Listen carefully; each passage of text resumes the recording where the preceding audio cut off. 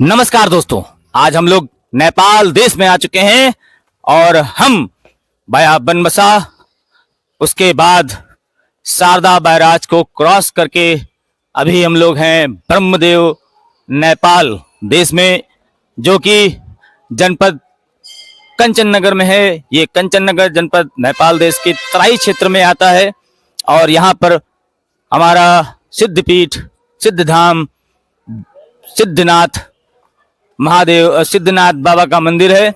और सिद्धनाथ बाबा के दर्शन करना बहुत ही महत्वपूर्ण माना जाता है यदि आप पूर्णागिरि के दर्शन करने आए हैं। और माँ पूर्णागिरि के दर्शन करने के बाद आपको माँ काली के दर्शन करने होते हैं और माँ काली के दर्शन करने के बाद आपको भैरव बाबा के दर्शन करने होते हैं और भैरव बाबा के दर्शन पूर्ण मानी जाती है, अन्यथा इस यात्रा को संपूर्ण नहीं माना जाता है।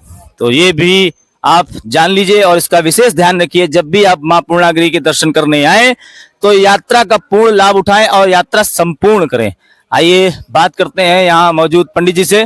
तो हमारे पंडित जी क्या नाम है आपका? हमारा पंडित शिवनारायण शुक्ल। पंडित शिवनारायण शुक्ल जी। पंडित जी, क्या महिमा है इस स्थान की और क्या मानते हैं आप? ये महिमा बाबा सिद्धनाथ की है। यहाँ पर पूर्णागिरि दर्शन करने के बाद में यहाँ ये सिद्धनाथ बाबा में जितने यात्री वहाँ दर्शन करेंगे उतने यहाँ पर पधारेंगे। बिना इनके दर्शन करने से यात्रा की अपूर्ति मानी जाती है। पूर्ति यात्रा की जब ही होती है कि जब पूर्णागिरि दर्शन करने के बाद यहाँ पर सभी लोग दर्शन करेंगे। ये बाबा का धाम है, प्राचीन मंदिर यही हुआ सिद्ध बाबा का। प्राचीन काल का महत्व है कि पूर्णागिरि माता ने बाबा ने तपस्या किया था प्राचीन काल में, तो माता ने इनको दिव्य रूप में प्रकट होकर के दर्शन दिया था और ये वचन दिया था कि जब कलयुग आएगा तो हमारे पास कोई भी यक्ष, रक्ष, किन्नर, गंधर्व, देव, मनुष्य, राक्षस कोई भी दर्शनार्थ के लिए हमारे पास आएगा और आपके स्थान पर जाकर के आपकी पूजन नहीं करेगा तो उसको मेरी मनोकामना और यात्रा की पूर्ति नहीं होगी। इसलिए पूर्णागिरि दर्शन करने के बाद यहाँ पर सिद्धनाथ बाबा में सभी लोग पधारते हैं। दूसरी बात यह है कि जैसे कि पूर्णागिरि दर्शन करने के बाद सिद्धनाथ में आते हैं, वैसे वैष्णो देवी में दर्शन करने के बाद भैरवनाथ में जाते हैं। भैरवनाथ, सिद्धनाथ, पशुपतिनाथ, केदारनाथ, बैजनाथ, जितने ये सब नाथ हैं ये सब भोलेनाथ हैं। ज्वाला देवी, पूर्णागिरि, वैष्णो देवी, ललिता देवी, चंडी देवी, मनसा देवी, ये जितनी ये सब देवियां हैं ये सब माता पार्वती के अंश हैं। इधर बाबा भोलेनाथ, उधर माता पार्वती।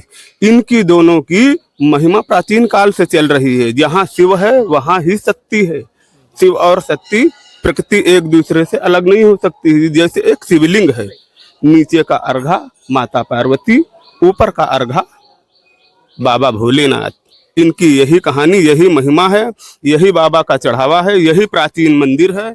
यहाँ पर बाबा का यही चढ़ावा है। त्रिशूल है, घंटा है, खड़ाऊ है, झंडा है, लंगोट है, सोना चांदी छत्र है।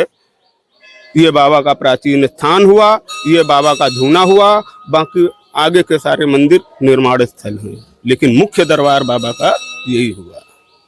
बहुत बहुत धन्यवाद पंडित जी। तो ये थे हमारे साथ पुजारी ब्रह्मदेव स्थान के और ये सिद्धनाथ महादेव, सिद्धनाथ बाबा के स्थान पर अपनी सेवा प्रदान करते हैं। और जैसा इतिहास इन्होंने अभी बताया वो बहुत ही गौरवान्वित है। और जैसा कि आप पंडित जी ने कहा कि यात्रा पूर्ण नहीं मानी जाती है, तो उसके पीछे सबसे बड़ा कारण है। और आप जब भी कहीं किसी मंदिर या ऐसे दिव्य धाम पर जाएं तो वहाँ का इतिहास अवश्य जानने की कोशिश करें। इससे हिंदू होने का गौरव आपको प्राप्त होगा और आप कह सकेंगे गर्व से कि हम हिंदू हैं। हमारा इतिहास पौराणिक है और प्राचीनतम है। इससे ही सारे धर्मावलियों की उत्पत्ति हुई है। यहाँ तक कि कई भाषाओं की भी उत्पत्ति इसी संस्कृति से हुई है। इसीलिए संस्कृत को महान भाषा का दर्जा दिया गया है, प्रथम भाषा का दर्जा दिया गया है। और बड़ी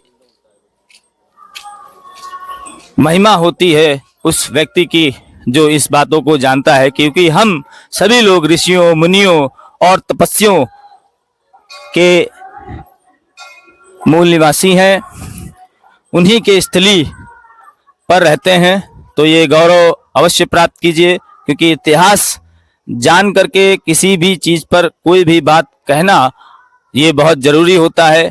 आप अगर कोई बात कह रहे हैं तो उसका इतिहास अवश्य जान लें, क्योंकि इतिहास के बगैर यानी कि किसी भी चीज को आप कहते हैं तो उसके पीछे के कारणों को पता अवश्य लगाएं, क्योंकि ये बहुत ज्यादा जरूरी होता है।